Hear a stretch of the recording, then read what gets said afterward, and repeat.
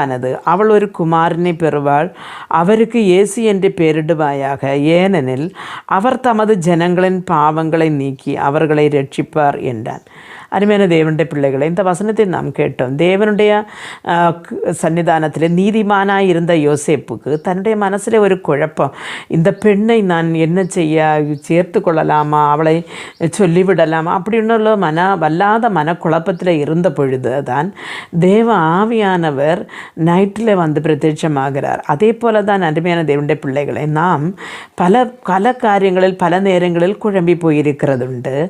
நாம் கர்த்தருடைய சமூகத்திலே கர்த்தருக்கு கற்பனை கீழ்ப்படிந்து நீதி நியாயங்களை செய்கிற ஒருவரானால் நாம் குழம்பி போயிருக்கிற விஷயத்திலே நமக்கு ஒரு தெளிவை தர கர்த்தர் தனது தூதனை சொப்பனத்திலே அனுப்புவார்.